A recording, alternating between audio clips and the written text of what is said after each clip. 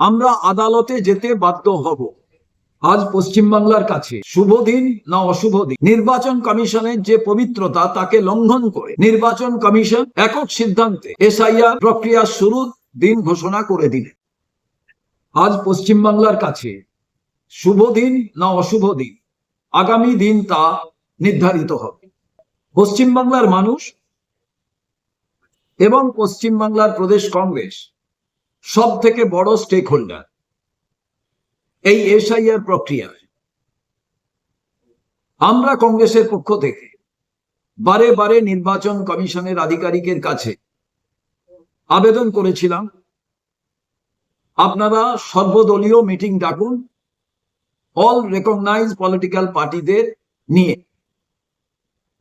এবং তারপরেই এসআইআর প্রক্রিয়ার দিন নির্ধারিত করুন। কিন্তু আজ দেখলাম একেবারে নিজস্ব কায়দায় নির্বাচন কমিশনের যে পবিত্রতা তাকে লঙ্ঘন করে নির্বাচন কমিশন একক সিদ্ধান্তে এসআইআর প্রক্রিয়া শুরুর দিন ঘোষণা করে দিলেন। আমরা মনে করি আমরা যে 16 দফা সাজেশন নির্বাচন আধিকারিককে দিয়েছিলাম, নির্বাচন কমিশনকে জানিয়েছিলাম যে এই 16 দফা যে আমাদের 16টি পয়েন্ট, এটি পশ্চিমবাংলায় ত্রুটি মুক্ত এসআইআর প্রক্রিয়ার ক্ষেত্রে সাহায্য করবে।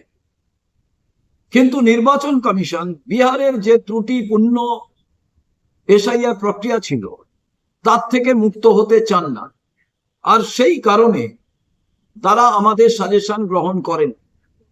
আমরা জানাতে চাই, আমাদের এই সর্বদলীয় মিটিং না ডাকার যে বিষয়টি আমরা ভালোভাবে গ্রহণ করলাম না।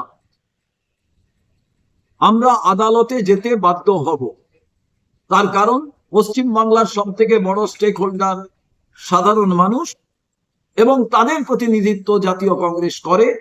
সেই কারণে এই নৈতিক অধিকার সাধারণ মানুষের, তাদের স্বার্থ, তাদের ইন্টারেস্টের কথা ভেবেই আমরা মহামান্য আদালতের কাছে আমাদের যেতে বাধ্য করা হচ্ছে।